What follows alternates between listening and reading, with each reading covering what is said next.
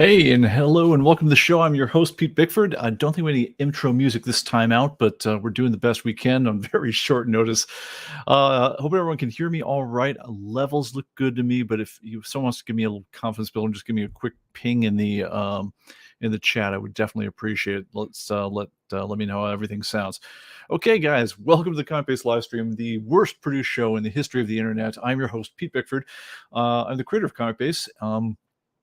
And we'll be here for, well, next half hour to an hour. It might be a little short one this time out, talking about the big tech upgrades we've been doing behind the scenes here over at ComicBase Central.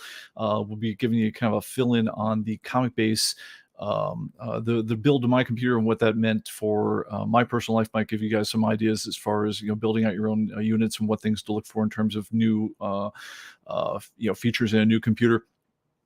And the other thing was the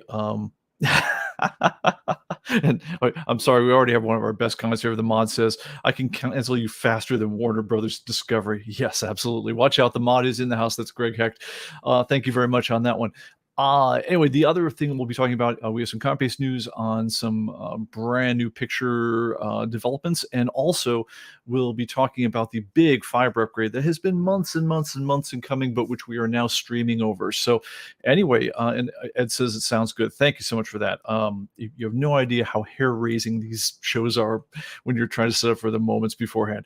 Anyway, guys, let's get into it. I just want to say hi to everyone before we get going. Oro, first in the house, as always. Welcome from Minneapolis. Great to see you. And I hope you're surviving the end of the summer out there.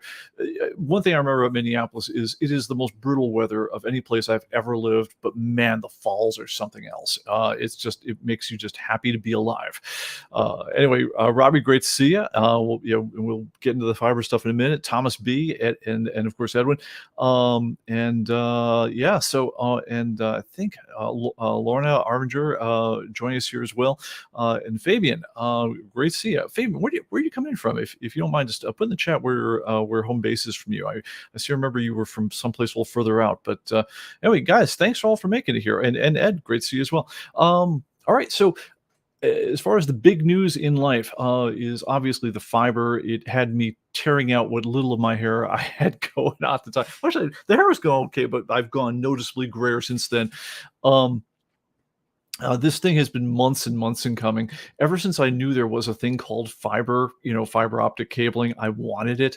The entire history of our company has been one long search for higher bandwidth. Right from, I think the very first time we had an internet presence at all was on a DSL line, which I want to say was pulling down the huge speed of 1.5 megabits per second, which was that's like twice as fast as the speediest modem. It was crazy, and it only cost us about $300 a month to get that.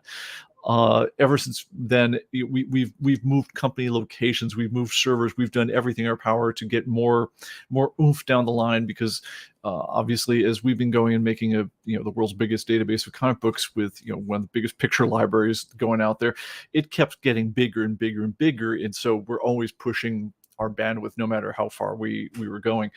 I remember the day when cable moved into our building in San Jose. We used to have this crazy wireless lash up. It was like the thing looked like a satellite dish on the roof of the building. I think it's up to there to this day. If you go downtown to 95 South Market Street in the top of the building, there's probably still the dish from some local company that was somehow beaming wireless internet around the place. Cable came in and got us up into about the 20 megabit range, and we were just over the moon. We couldn't believe how fast things were. But of course, you always want more. We moved down here in Nashville.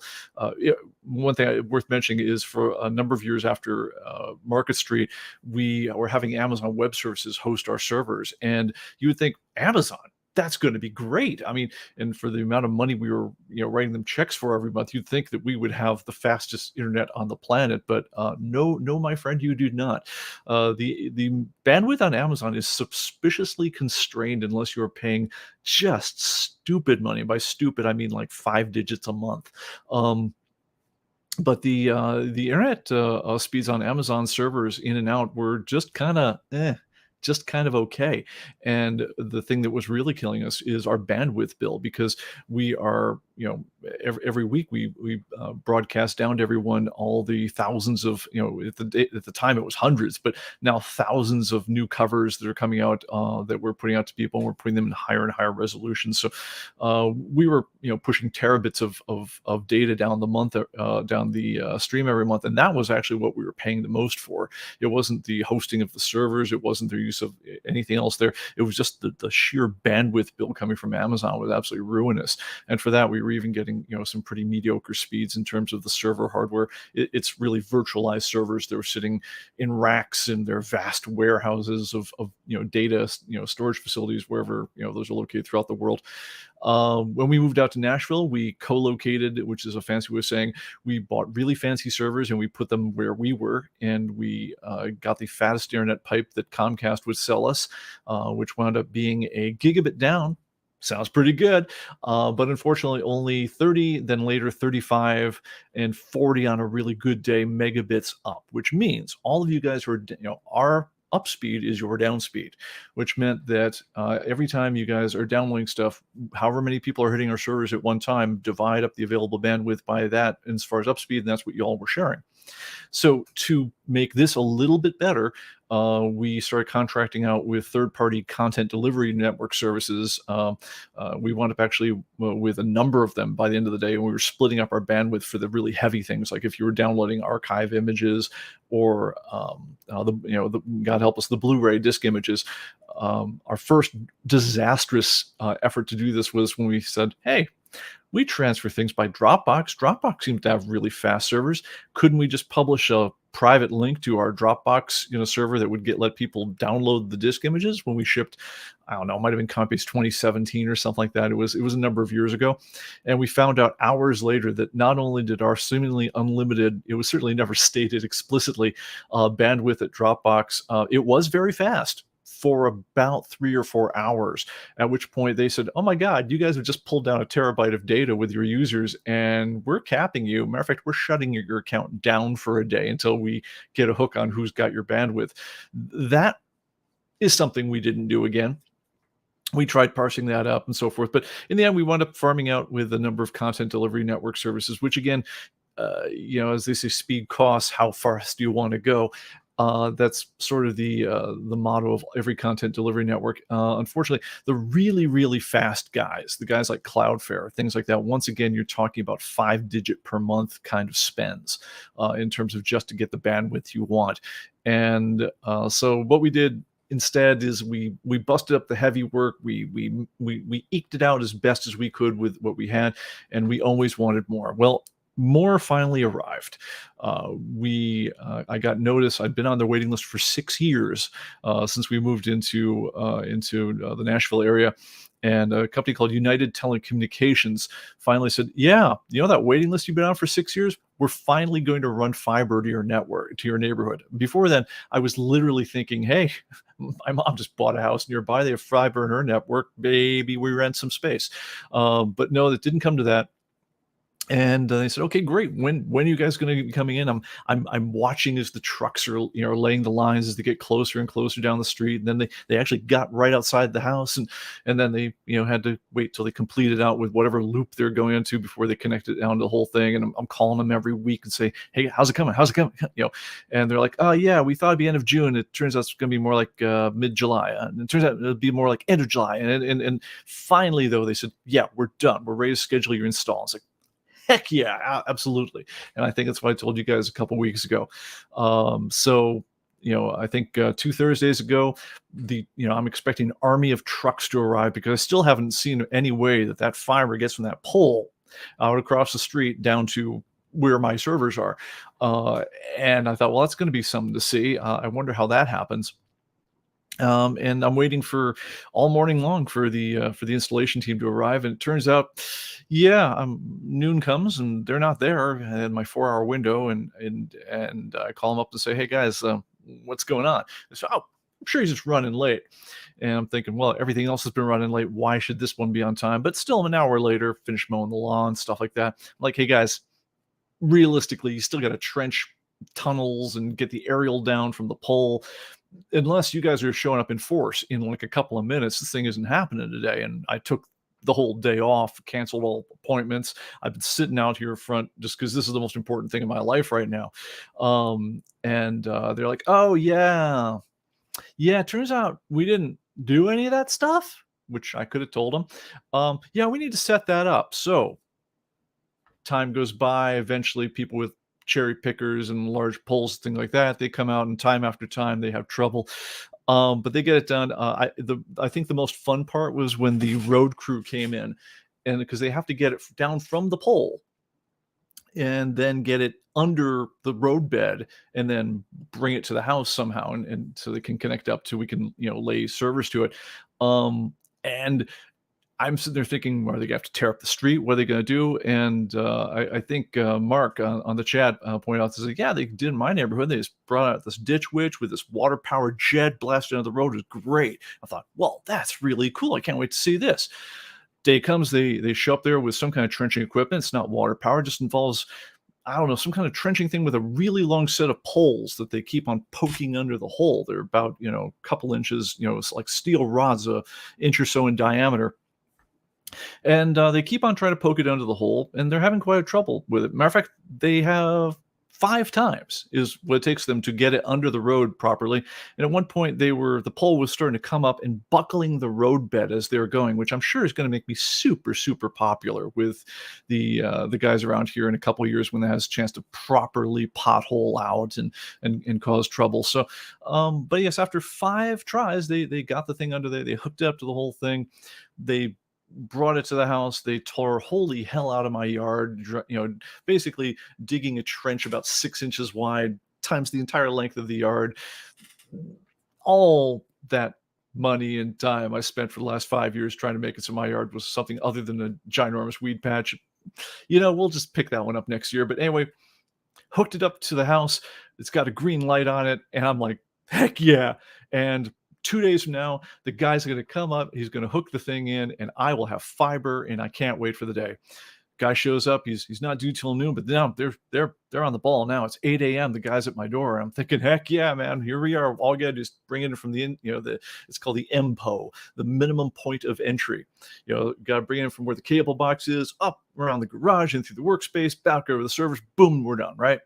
Bob's your uncle will be home and dry.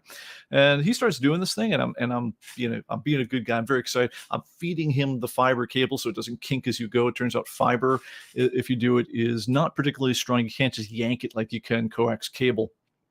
And if you ever kink it, it's over. You snap the cable, forget about it. That fiber is gone.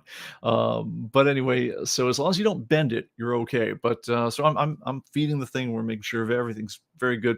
My phone rings, and it's United, and they say, hey, okay, yeah. And I say, well, your guy's outside right now, and I put him on speaker because I'm kind of feeding a real fiber as we're doing the thing. And they say, oh yeah, those fixed IP addresses you ordered, the ones for your servers. Yeah, it turns out your type of account can't have them. We're like, what?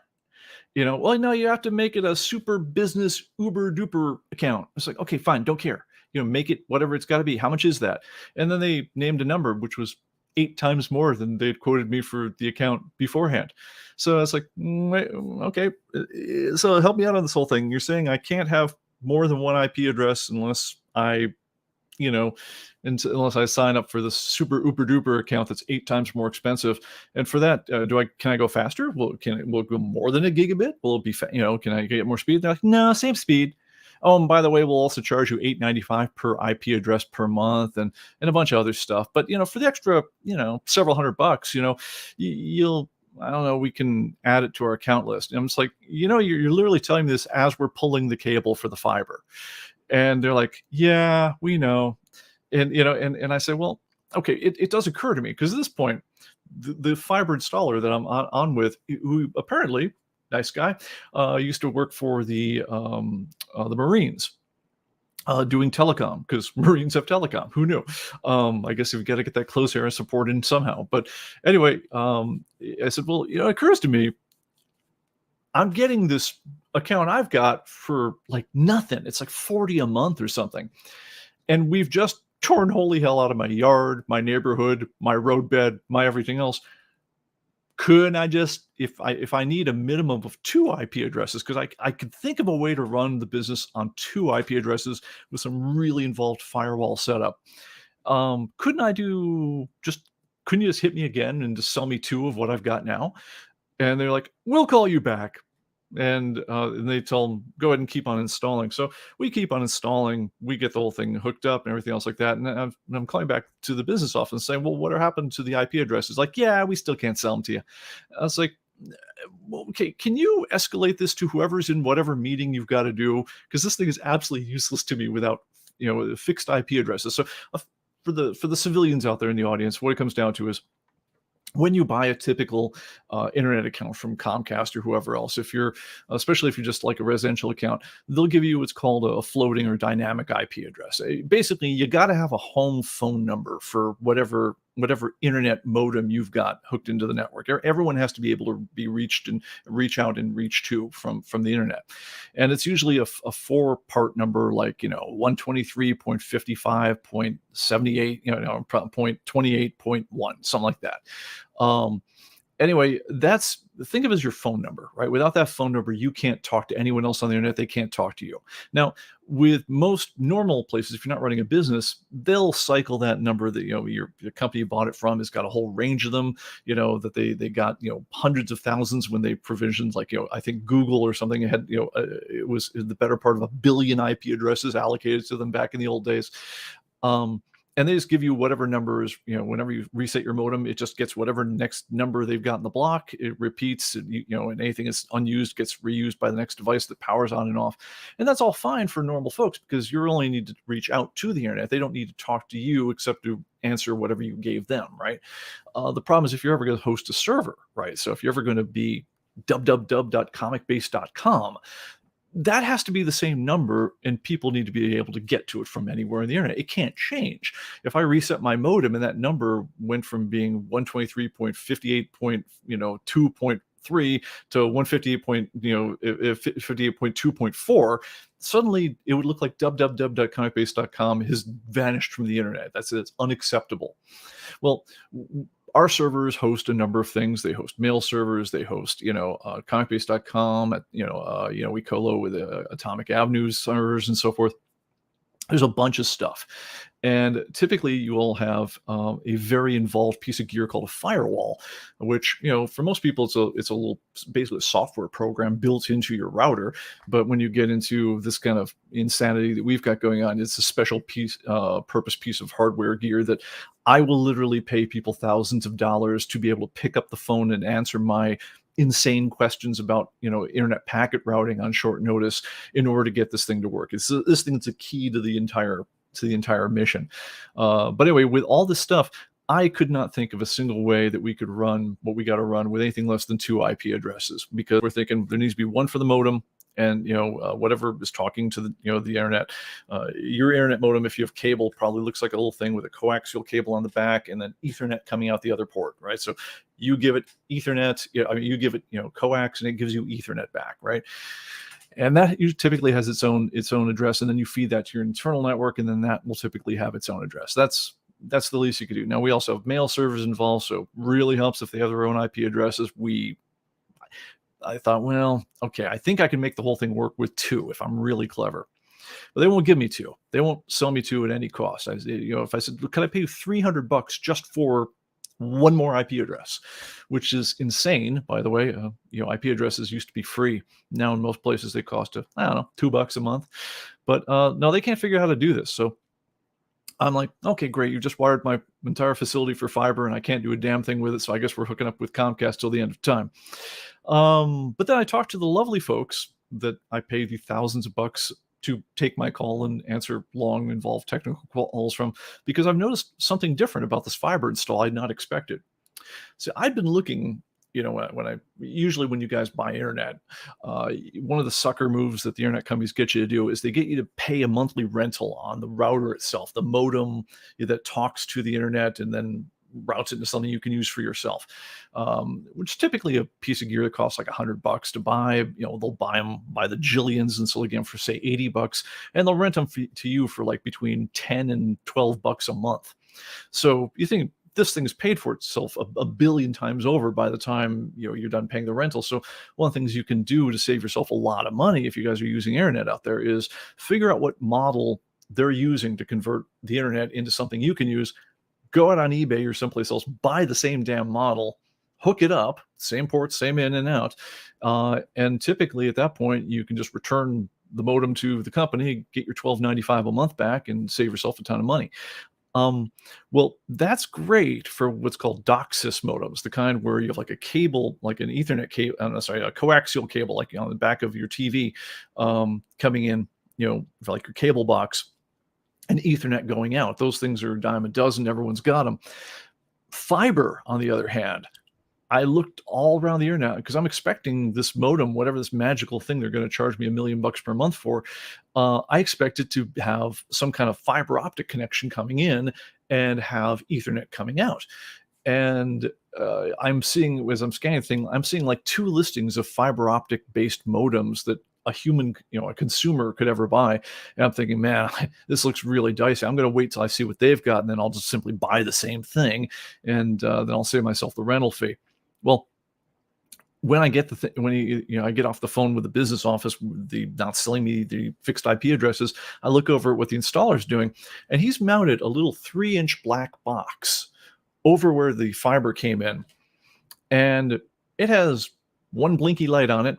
It took the fiber in and it converted it to Ethernet, just RJ45 Cat6 cable coming out, and then the router was just a bog standard buy it down at Best Buy kind of deal.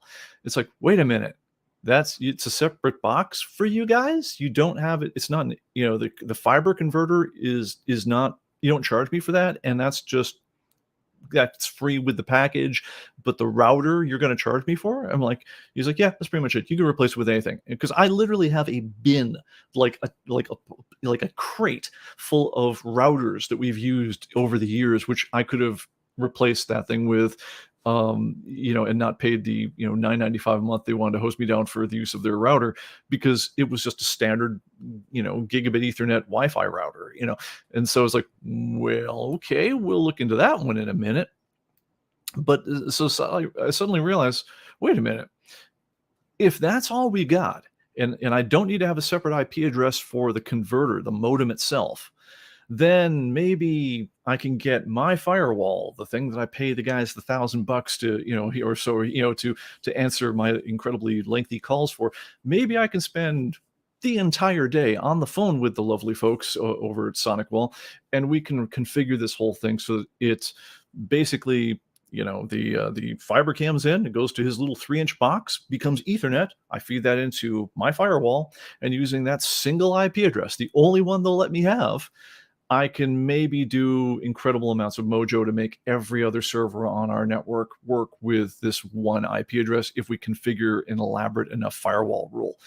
Actually about 80 of them. And as it turns out, that's what we did. If you guys were around 6 o'clock on Thursday and you saw that all of our servers went crazy and dark and were weird as hell, that was when we turned it on the first time. And 2 hours later, it was all kind of working, with the exception of mail, which I'll get to in just a moment. Mail was starting to work, but and suddenly at that point, it's like, okay, I can stop pulling my hair out. It's, life is good here, and we actually managed to switch over. One thing that was terrible about this whole switchover is because of the fact that they wouldn't give me the IP numbers I asked for, and this was all done with no notice and everything else. It left me in a position where, in order for us to even try to switch over to the new connection, it was all or nothing. It was like, it was all going to go dark, it was all going to work, or it was all going to not work. But the second I pulled the connection out from the Comcast cable modem, I was going to black out every site that we were associated with, and it wasn't going to be working right until it was fully configured, which is a crazy, insane way. Yeah, seriously, if you have an IT guy IT department working at your company that did the same thing, fire them immediately, because they got you into a hell of a mess. And that was exactly the position we were at on Thursday night, where it's like, we have no way of staging this so that we could just do the switch over at 3 a.m. and no one will notice. No, this is going to be done, and it's either going to live or die pretty damn quickly, and we'll either have to say, screw this, we're going back to Comcast and undo our work, or we go forward and make it all happen. So anyway, we actually managed to make that happen. And so as a result of this very long story, and thank you for sticking with it, we are now working on it's called a symmetrical gigabit Ethernet connection. So what does that mean? It means we get a gigabit connection down the line, nominally 1,000 megs per second. In reality, it's more like 970 megabits per second, whatever. 30 megabits within friends, we'll take it. But more importantly, we went from having about a 35 megabit upload speed, which is to say your download speed. We went from that, and now we are rocking a 971 megabit upload speed. And strangely enough, after all the insanity, after all the craziness, after ripping the hell out of my yard, my neighborhood, and everything else, they're charging us like $40 a month for it. We went from paying, they were extra digits in what we were paying before for much slower. But yeah, I think this company is getting used to the game. Clearly, they don't know how to sell business accounts at all. But yeah, it's crazy. The whole thing's working. It's been rock solid since we got it going. The one caveat we had is if you guys ever set up a mail server, one of the ways that people will, if you're ever going to send mail out from within your company, one of the ways that they try to prevent spam is to try to make sure that if we say that ComicBase or mail.comicbase.com is sending you this important message, some of the more old school mail servers, which include things like AOL and all of AT&T apparently, will sit there and say, well, I see this message came from name of our one and only IP address. We would like to see what the reverse is called a PTR record, a pointer record, what the pointer record for that one and only IP address says. And does it say that you really, in fact, are mail.comicbase.com? Well, as you might have guessed, United Telecommunications, the folks who have the fiber in our area, not being super wise in the ways of selling to businesses with things like that. I mean, the idea we want a fixed IP address was, I think the only reason that was even an option in their service offerings was probably somebody had a Call of Duty server that they convinced them that, like, yeah, I don't know. I mean, you're sending it to, like, just people out here in the sticks, but even they have Call of Duty servers. You need to at least let them have one IP address. But the idea of selling more than one IP address, that broke their minds. But anyway, so they did indeed do that. Typically, if you buy a fixed IP address from someone like Comcast and you look at it's called the reverse DNS on it, it'll say something like that your IP address it's not you.com, it's really blah blah blah blah blah blah blah at .comcast.net or something. That'll be what it says. And all if you're dealing with business savvy ISPs, typically all you do is say, hey, by the way, if you haven't done it already, our IP address has got to say mail.comicbase.com. Just handle that for you. And then it'll go tap, tap, tap, done and done. And within a couple of minutes to worst case, a day, anyone who asks, hey, who is this devilish person sending an email? It'll come back to no, really, that's mail.comicbase.com was sent for you, and they won't reject the mail. So, as you might guess, I'll spare you the rest of the story on that one. This thing took like a week. We only started getting normal mail delivery today. And it took them 2 tries to set up that reverse IP address, which literally consists of taking one field, which is our IP address, and attaching one text field to it, which is the reverse, mail.comicbase.com. Anyway, they're clearly getting used to the whole business area. That said, thank God their fiber's been rock solid. We've had no trouble with the actual physical connection. And now we get to the point of, well, what do y'all get out of it, right? So other than this amazingly entertaining story, right? All right, so first start, we were able to move all of that content that we had on our content delivery network servers, the ones that we were, paying different people for their bandwidth in their room every month. You guys might remember if right after launch, if you were downloading, say, the DVD disc images, they came from a place called MediaFire, and if you got it right, if you were right within the first terabit of bandwidth that we got from them, it was pretty clean download process. And just click here to download disc 3, click here to download disc 4, and so forth. But if you got in after it had capped out, because the way this worked is that you can only buy so much bandwidth from them. And after that, it kind of goes into an ad-supported model, which means that you're trying like hell to find where is the link amongst all these spammy-looking ads to download the disk image. Um, we tried to ameliorate that by having multiple MediaFire accounts, because they wouldn't let us have. It was one of these silly things where like, yeah, we'll give you first terabit of bandwidth for nothing, or close to nothing as a company wouldn't worry about. But it's like, well, what's the next little bit more? Oh, that's like several times. It was just like United Communications was, several times the original amount. Okay, well, could we just get like a whole bunch of accounts then? And one of the things we would do in later versions of ComicBase downloads. So if you had that problem a couple of years ago, and you didn't have it now, especially right after we launched, is we would, when people would download the things that we knew took a ton of bandwidth, like the DVD archive images of all the pictures, or the Blu-ray images, we would sit there and we would randomize between all the different accounts we had on these content delivery guys. We'd say, you rolled a 16, so you get the stuff off server 16. And so that way we balanced our own load just by virtue of having a ton of different accounts. And so hopefully you didn't have that horrible spammy experience, going forward, even if we were starting to cap into our bandwidth on a particular thing. Anyway, all that stuff goes away now. You don't have to worry about that. And even then, all that bandwidth, for all we were paying for them, they would give us a solid 10 megabit stream down, which, okay, we remember back at ComicBase Central, back before we were using them, we had 40 megabits on a clear, bright, sunny day to divvy up amongst all the users of ComicBase and Atomic Avenue, which, okay, if everyone's downloading an archive image, that doesn't go far. And so suddenly everyone would be pulling down these things very slowly.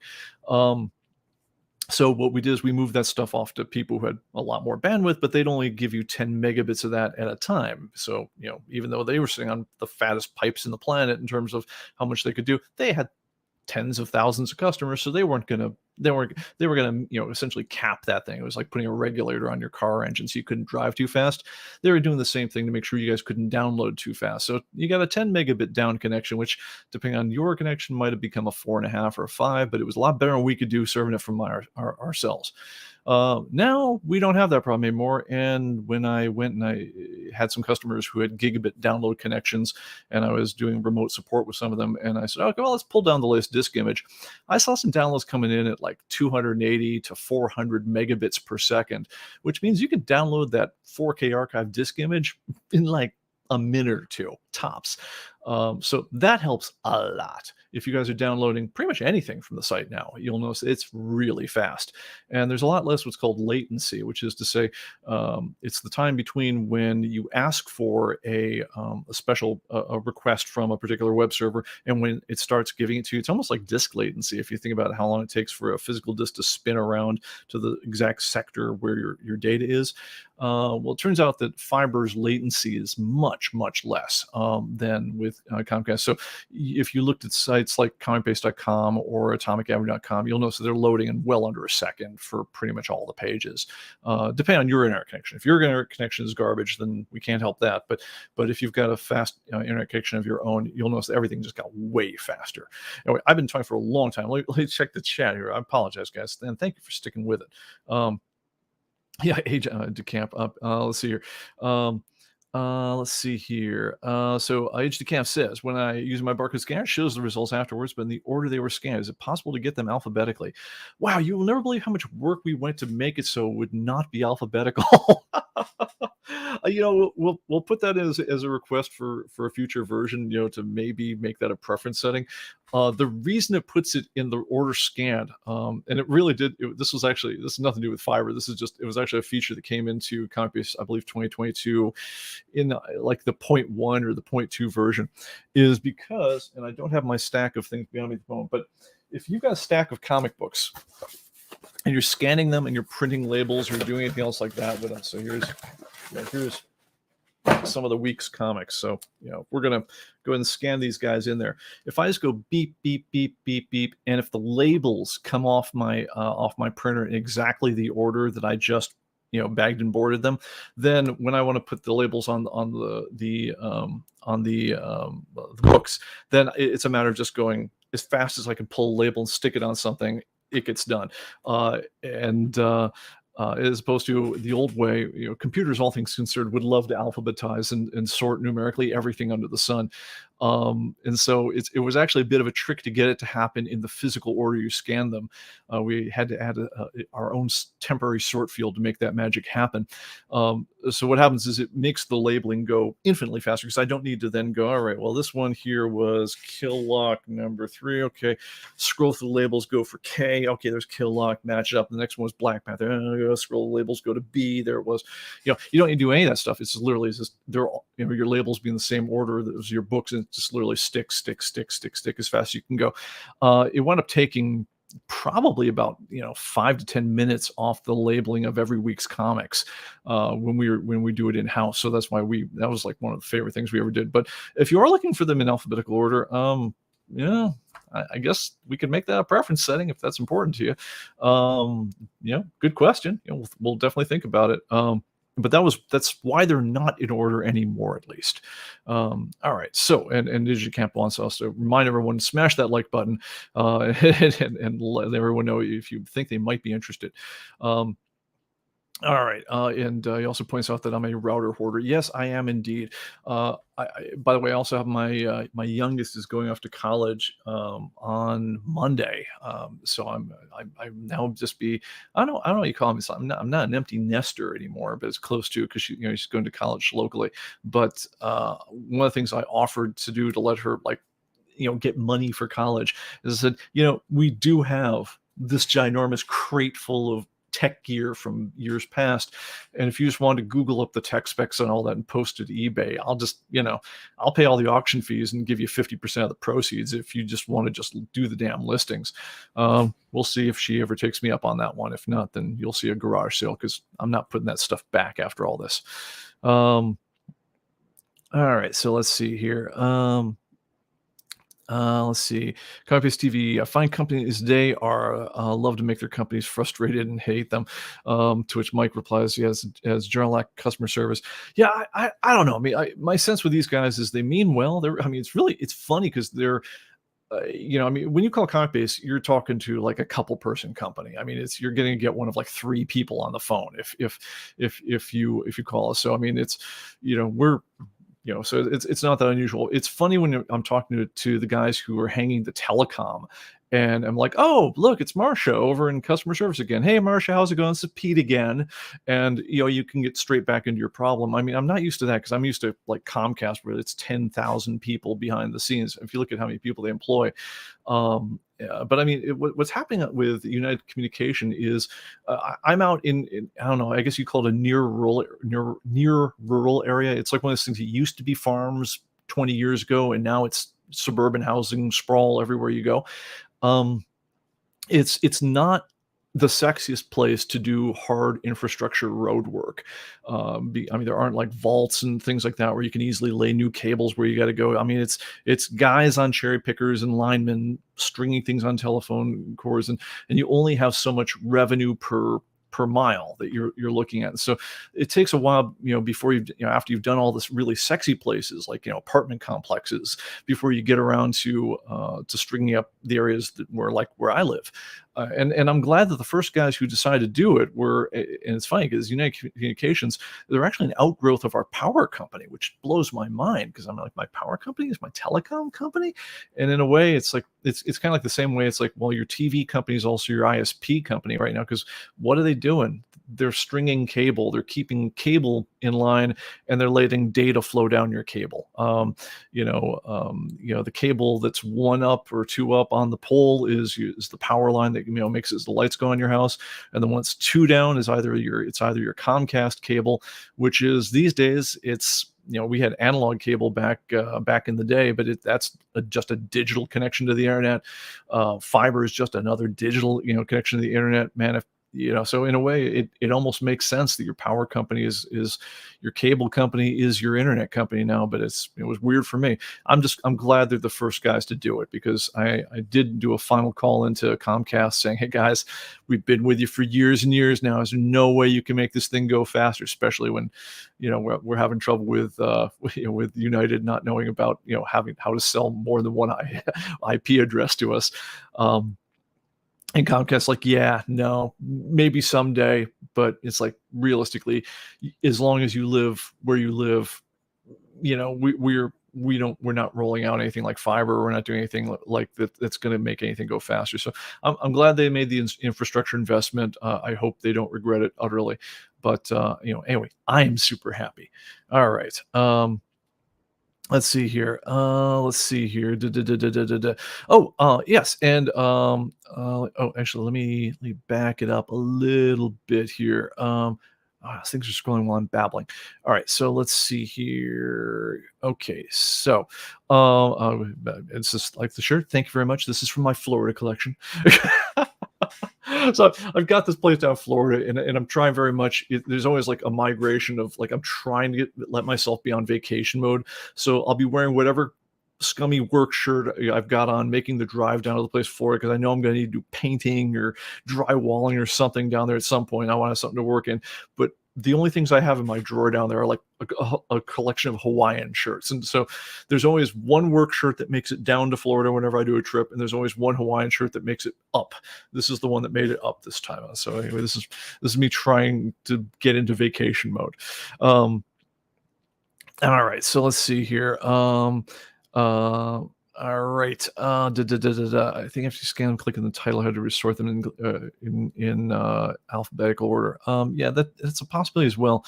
And by the way, it also reminds me, I do want to look into the title grid sorting in. If you guys ever do searches for titles, so if you do a search by publisher, um, on in ComicBase, it's going to give you a list of not individual items. It'll give you a list of individual titles. So, for instance, every title that was sorted by that was done by Marvel. There are a couple of title-based searches you can do. Like, for instance, say, show me all the titles that were published in after 1963. That they're going to be sorted alphabetically first, and then by publisher. And I think the publisher should act as a secondary sort on that, but I think it's not, and I'm going to look into that. So thank you for reminding me to look into that. All right, and Andre anticipates the obvious question, which is to say, are the new 4K picture discs online? And yes, they are. So let's get on to something slightly different. So in addition to the idea that everything is now much faster. If you guys were to go to comicbase.com, go under my account and then registrations, you would see, all the stuff you downloaded before. But the two major differences are if you somehow missed them before, there is a Quick Start Pictures package, which is a single file you can download. It's about, I think it's about 6.5 gigabytes in size. If you want, we'll get into why. But it's a single thing you can download, which has all the thumbnails for every single image in ComicBase that we have in our library, plus higher res versions and higher sized versions of the number ones. So why do I care about the Quick Start package? Main thing is it gives you a single thing you can download to get going right away. And if you install pictures and movies starting from the quick start as opposed to installing from, say, the pictures on your discs, then it automatically will also toggle the setting in ComicBase. And let me switch over and show that one. So if I go to Setup and go to Preferences and pull it over to the right screen so we can see, you'll see that there's an item down here which says automatically download larger pictures when viewing files. If you've installed from a quick start, it's going to automatically check this so that anytime, the way it works is anytime you go and click on anything, just a tap. That's all you got to do. That tap is enough to instantly bring back whatever the largest version of that picture we've got is. Obviously, if a brand new one with a weird variant, we might not have a really large picture, but if we've got one, you'll get it. And you'll get it as fast as it takes us to do the tap.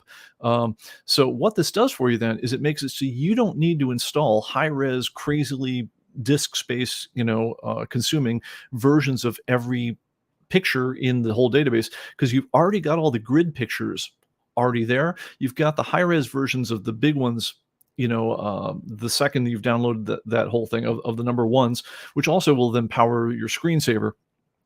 But then anytime you go ahead and actually use a picture, so you just happen to look at it, you happen to do where else, the time it took me to just tap will automatically give me the bigger version of that picture. And so just by using the program, you'll have probably the most efficient most efficient collection of high-res pictures that marry the least amount of disk space required with the best resolution available. And so for most people, I think it's going to be better than downloading the high-res versions of every single thing like we used to tell you to do, which you can certainly do now, and it's a lot easier to do and a lot faster to pull them down.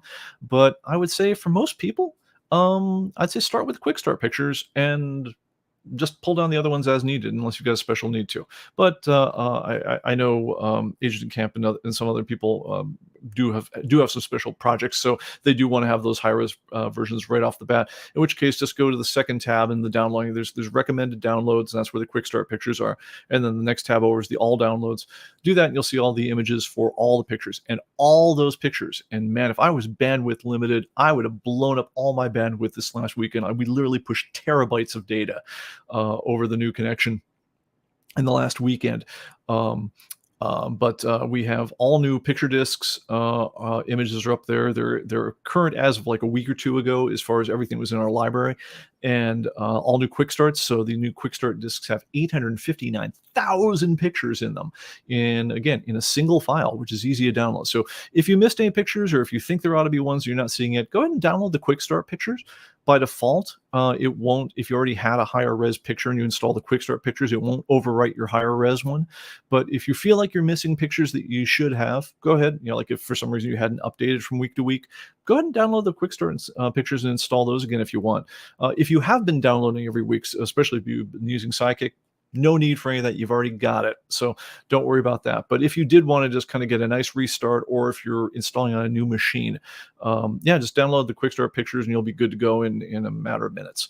I want to say it's a 6.5 gig download now. So it doesn't take very long to download at all. All right, so that is that. And let's see here. And yes, the youngest is going to college. Yes, we are old. All right, or poor at least. Yes, more of that as well. All right, so let's see here. Okay. Aaron says, I would like to offer free shipping when over $200. I think this is an Atomic Avenue question, but I'll see if I can answer it. I see there's an option for that, but I want to exclude that if they have a CGC graded comic.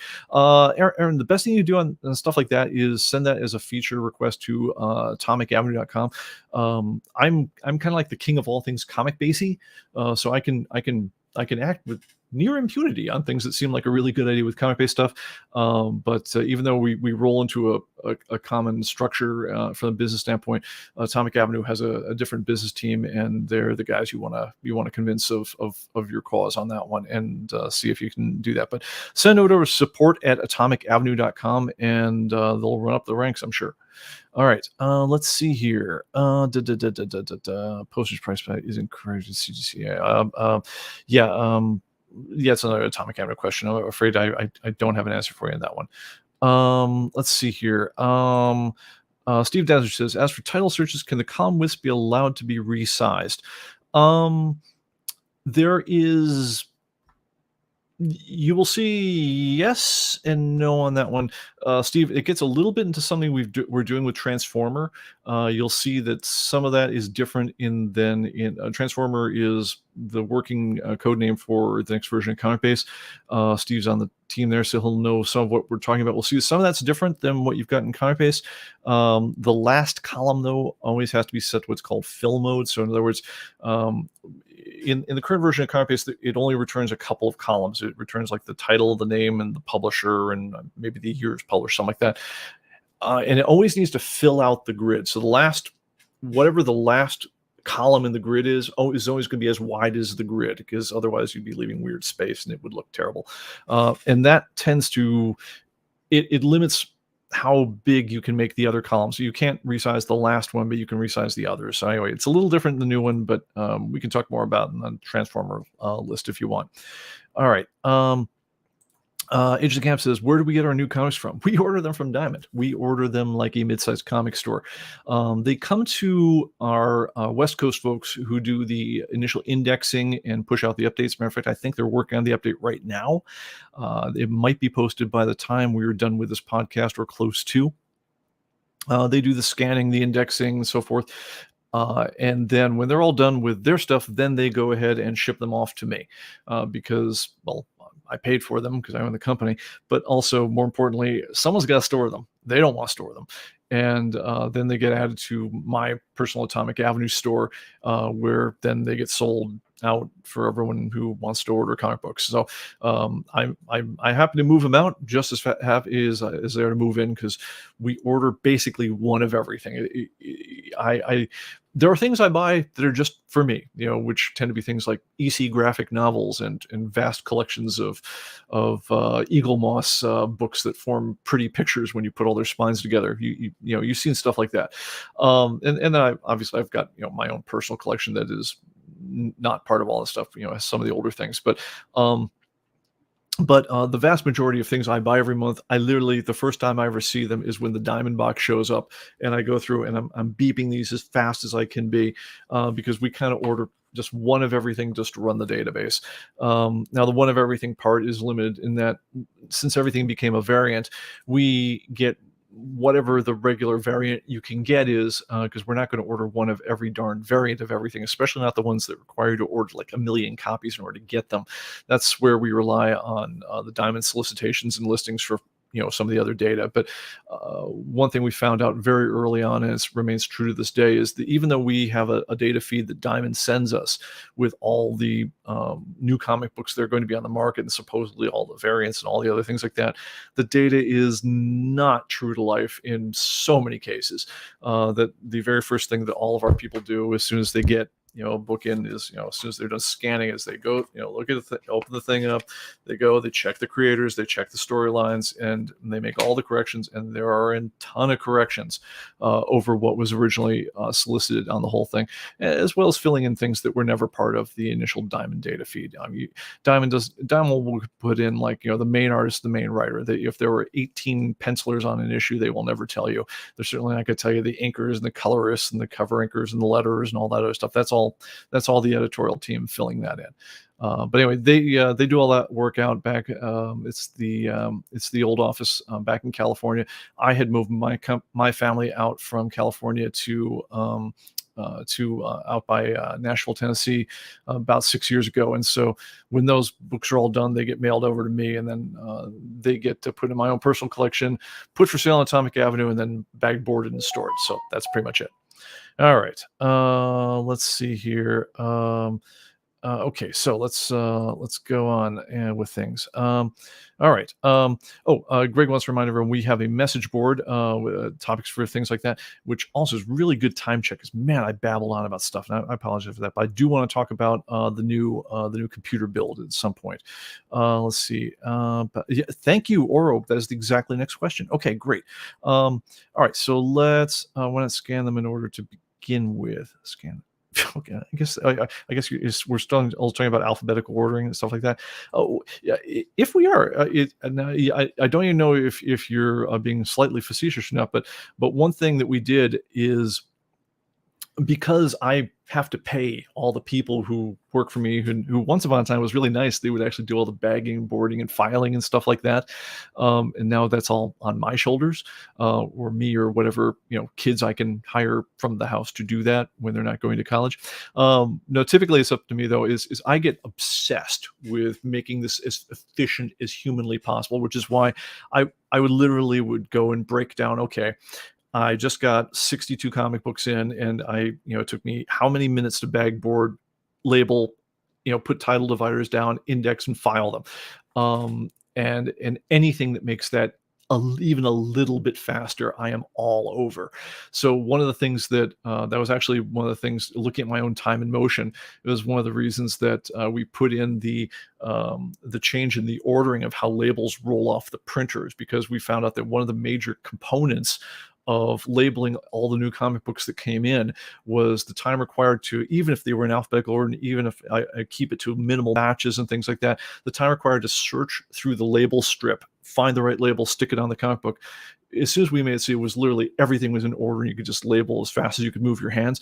Minutes came off that whole process, which, for me, the benchmark is everything I do with a comic book as far as adding it to my inventory, bagging, boarding, filing it, creating the title divider, putting the label on the thing, and putting it back into the collection, filed away properly. My average, I want to keep that under a minute per book. So in other words, if I get 60 books in, I want the entire thing to be done in 1 hour. With that, I can kind of cope with my life. And one of the things that we found out, especially, is all right, well, you're saying this stuff about labeling. What's all that about? Doesn't that take a lot of time? And yes, it does take time. But by labeling them, printing out a title divider and putting them in order, because someday I'm going to pull that thing out and sell it and ship it to someone, it wound up taking not only the filing time to put this into the boxes where they belong. The filing time was actually a surprise to me how much, and did this not just with myself, but I time other people who worked for me, whether they'd been with the company, brand new, or if they were been with us for years. The fact that it has an identity label right at the top of the book, and there was never any question that this was Mindset issue number 2A or whatever the thing was. Nobody had to look twice. They didn't need to worry, was this really Marvel 2-in-1 featuring the thing, or is it really the thing? You could file the stuff so much faster. It wound up being like twice as fast to file the books if they had a label on them. So it more than made up for the time required to label it. And then and then at the end of the day, the end of that comic's life cycle with me is you're going to retrieve the comic book, verify its identity, and then sell it to someone. And it made that process way faster. I mean, hands down. So anyway, that's why we go through all that motion. That's at some point when you guys are, if you're curious, I'll go into the procedures of how to organize very large collections and some of the theory behind some of it. I think we've talked about some of this in the early podcast, but yeah, we are obsessed with anything that makes them faster. So Lauren, one of the things that we found out doesn't help is one of the things we originally thought was, well, okay, we'll get the new comics in, we'll alphabetize them in the stack, and then we'll scan them in that order, and then everything will match up, right? It turned out that the alphabetization didn't help.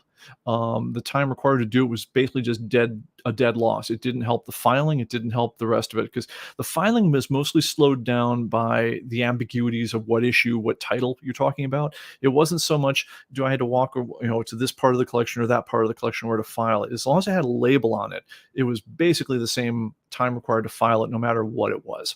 It helps that the comics are all geographically stored pretty quickly, pretty close to each other. But yeah, we used to do all the sub-sorting, all sorts of other things like that. None of it paid off in terms of the time. So that's why we don't do the pre-sort. All right, so let me see here. Any one of you filling or filing in more than just boxes? Wow, that's a whole discussion as well. And Greg is going to have to get into the whole thing about the filing canvas, which I still am jealous about on that one. Anyway, before we're breaking up here, let me talk a little bit about the other tech improvement in my life, which is the computer build.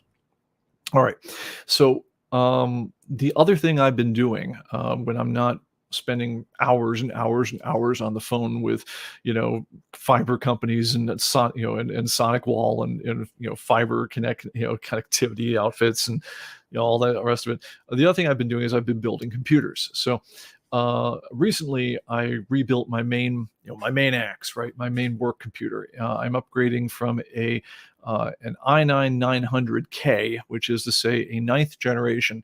So if you guys follow the Intel naming series of things, they have a couple different families. Once upon a time they had things like Pentium, right? Now, then they eventually said, well, what we'll do is we'll have kind of like, our low grade family, for like, tablets and low end PCs. That'll be our i3s. We'll have a limited number of cores, limited number of processors, on the whole thing. There's the i5s, kind of like our mid-range desktop day-to-day. i7s, a little more performance based, and then i9s for the crazy people, where basically it's as much crap as we can stuff on a die. The next, after you get to what family you're talking about, the next number is, it'll be like 900, 9,000, 9,700, whatever the thing is. The first digit of whatever that thing that comes after the family, is going to be the generation. What I came from was an i9 900K, which is to say a ninth generation i9. K means it was unlocked in terms of its speed, which meant you could overclock it if you wanted to. Now, I'm not, just so you get my point of view on this one, I'm not one of those guys who, unless I'm really up against it, will go heavy into overclocking and things like that. I'm not going to be your guru of liquid cooling and things like that, except for I like liquid cooling and things like that when it's quiet. To get an extra couple megahertz out of the processor, I'm not your guy, because I'm not trying to get in my goal. I want things to be fast, but I want them to be stable. I want to never have this computer crash on me, and so there are people who feel the other way, where like if I can get an extra 3 frames while playing, Elden Scrolls out of it, then that's what I'm all about. Anyway, that's not typically what I'm looking for when I'm building a machine. Well, so I came from an i9 900 build, 32 gigs of RAM, SSDs for it's called NVMe SSD for the main hard drive, some other SSDs for external things like that. But pretty darn computer, especially for right before COVID, and I was feeling pretty good about it. And for the longest time, I thought, well, what's the point of upgrading? But then it had been a number of 3 years. I'm kind of a techie guy, and honestly, I was starting to develop one or two things with my main computer that just I couldn't fix. I could not get Windows Search to work properly. It would always hose down and bog down. I mean, granted, it's indexing literally tens of millions of files on my machine. It's, because I will have multiple copies of the entire picture libraries and things like that going on. So, I mean, if anyone's going to break things like Windows Search, it's going to be me. But after having spent enough time, you guys will all know the feeling that if you spend enough years with the same machine, it eventually, just like spending enough times with the same person, they'll develop enough insane tics that you just get sick of it and say, maybe we need to see other people. And anyway, I was getting that way with my main desktop, so it wasn't really doing me any real harm. But there were some things where, like, yeah, let's see if maybe something better would be in the mix, and did it more out just being a little annoyed and a little bored, rather than it's too slow for me. It was fine for almost all things. So what replaced it? And I'm going to get through the part list just a little bit on this one because it's going to wind up being relevant. And let me go and pull that up on the screen that I can show you. Okay, so this is what I wound up buying. These are the parts. And by the way, yeah, and I am the kind of guy who makes his own machine because I like picking all the parts. I like getting exactly what I want. If you're the kind of guy who just goes to Dell, hits upgrade on the two things that matter to you, you're not doing anything wrong. Honestly, you probably will get more for your money than I usually get. I'll just get exactly the machine I want, and you'll get a machine that's pretty close. So, there's nothing wrong with what you're doing there. But just to give you an idea of what I went for and what kind of effect it made while running mostly ComicBase. For my life, ComicBase is the most important thing I run. I do a lot of other things, including this live stream, but honestly, I spend most of my hours with some version of, with ComicBase, and so that's what I'm optimizing my build around. So what I build this thing for? Well, it started out with 32 gigs of DDR4 Ripjaws, just running at standard speeds. $96 on that one. That wasn't bad, by the way, I found out later on that if you do multiple compresses on maximum, which is to say using all the processor threads that it will let you use of the ComicBase not Blu-ray archive. So if you have compresses running of all the 859,000 pictures that comprise discs 1 and disc 2 of that, and you run them simultaneously, you can actually use all of your 32 gigs of RAM. So having done that and said, I finally found a way to use all 32 gigs of my RAM at once, I immediately placed an order for 32 gigs more of the same memory. It cost me $94 this time. So I'm up to 64 gigs on the new machine now, but it doesn't really make a difference unless you are going to do something as insane as compressing all the picture libraries at once. I've got a water cooler in here, just a two radiator one. I got turned on to water cooling, I don't know, I'm going to say about 3 or 4 computer builds ago. What I like about it is because what you're doing is you're putting a little, um, you're basically you're running liquid over the hot part of your processor and then exhausting the air, the hot air, using a couple of radiator fans. These radiator fans, because the liquid is so much more efficient at removing the heat, these radiator fans can turn very slowly, all things considered, and get the same amount of cooling off the thing. So the reason I have liquid cooling on my machines these days, and I put them on everything I touch now. I don't build a machine that doesn't have liquid cooling, is because it's quieter. It's just I don't like that thing where you boot up a machine, the first thing you hear is as it spins up. No, I turn on a machine. I like it to be silent, and so you can usually get that or as close to silent as makes no difference with a liquid cooling. And honestly, for $55, why not, right? This is the case I put it in. It's a Corsair iQ 4000X. Why? Because it was $112. It was on sale. It's got a pretty, magnetic latching on the whole thing. I gotta say, this is the easiest to build case I've ever put a computer in. It has the nicest wire routing I've ever used. I used about 2 zip ties putting this entire build together. It had built-in cable management on the back, tons of room to route wires. And if you saw the front of it, of the thing, the only thing you'd see is the lights of the fans and the graphic cards. You wouldn't even see a cable in sight. It is the cleanest build by far I've ever done. So if you're looking for that sort of thing, this is not a bad way to go at all. I'm going to be vain and put my face on the screen here so I can feel like I'm talking to you all as I go. $112 on that one. All right. So what's powering it up in terms of the actual power? I put a G-Skill 850-watt power supply. So it's 80. They call it 80 plus gold. What that means is there's bronze, silver, gold, and I think platinum. There might even be a titanium after that. But that's what percentage of efficiency does the power have?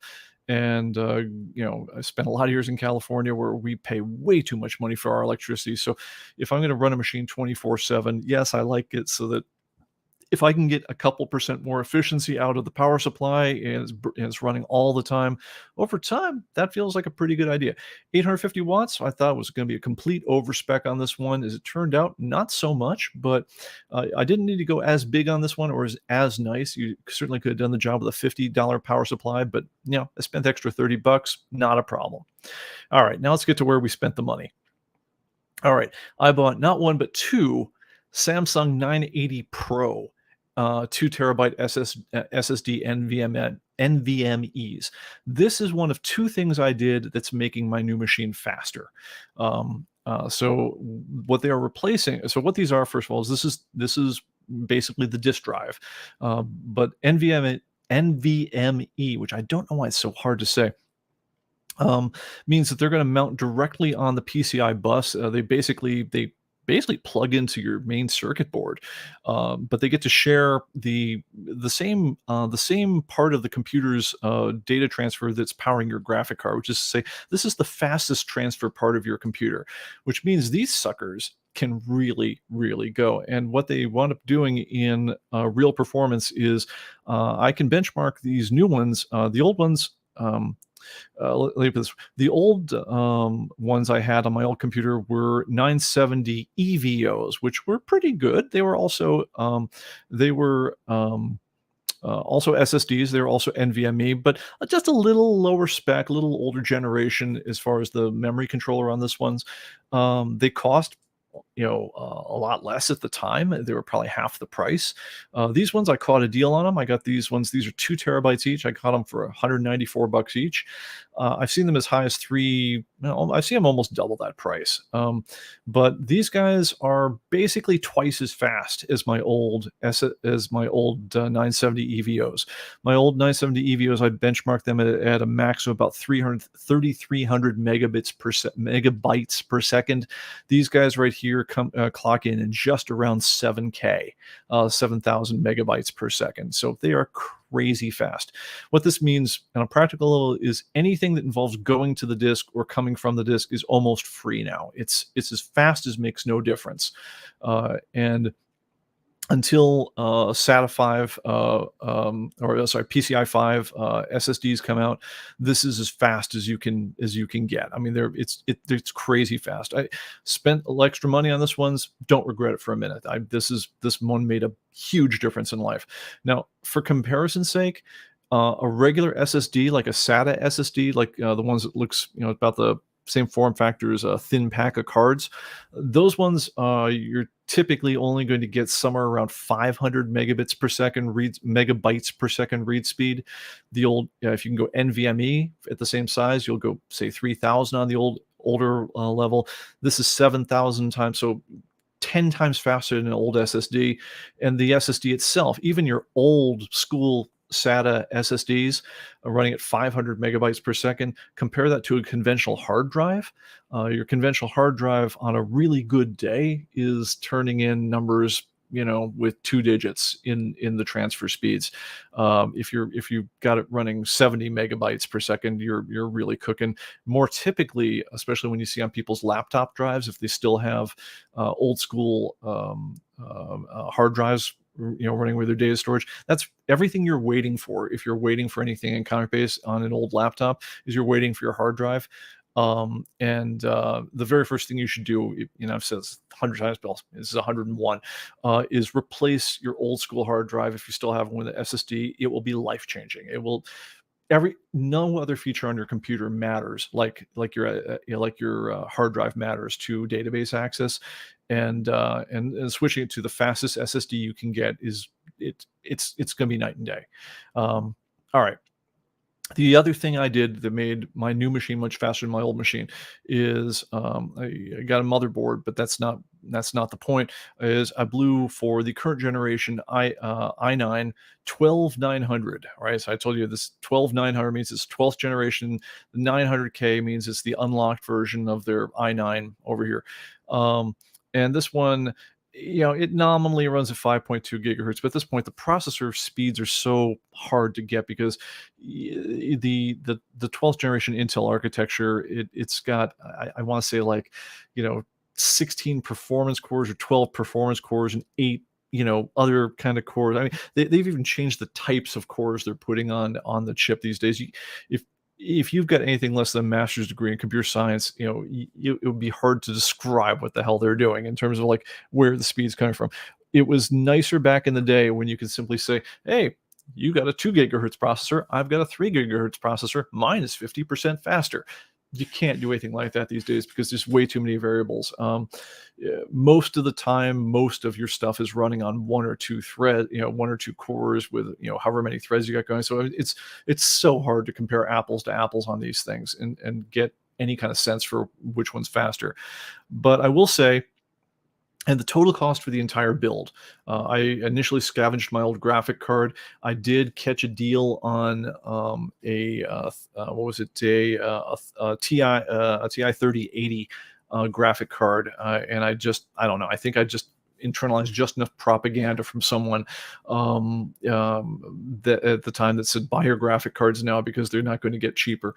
That I said, I caught the sale on this one for like a 780 or something like that. So I did treat myself to a better graphic card.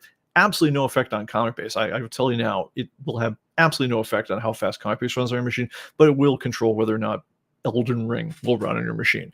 But I did that. Initially, I was just going to scavenge the 2060 Super that was on my old machine and move it over. Anyway, total cost of the upgrade was something like $1,700. So it was a good chunk. Not doing it every year. This is the first time in 3 years for me on this one. So what's the payoff, right? And it turned out the payoff shocked me. Like I thought, it'll be a little faster. What the hell? A little newer. Won't have that problem with Windows search, etc. It's twice as fast. I mean, there's no getting around it. Everything is twice as fast.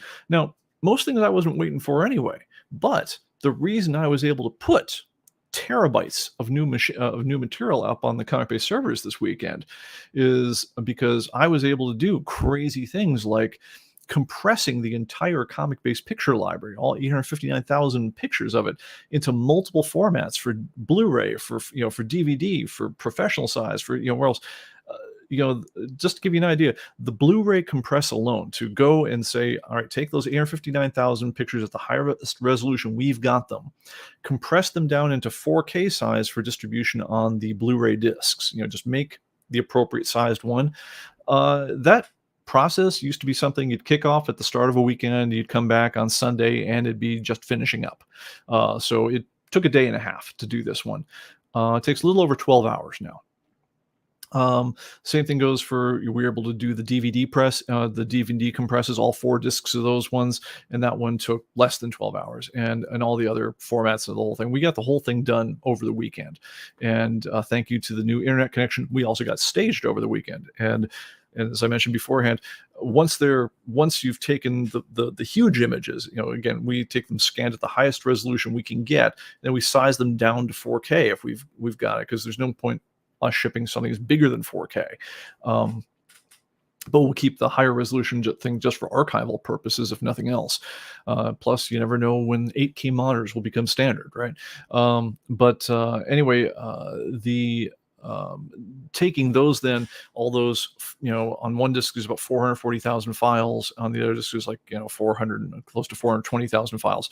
Compressing those using maximum compression on 7-zip, which is to say it will use 16, I think it does 16 processor threads at the same time to go through the maximum amount of compressy steps to get those into one ginormous file, which is easily downloaded.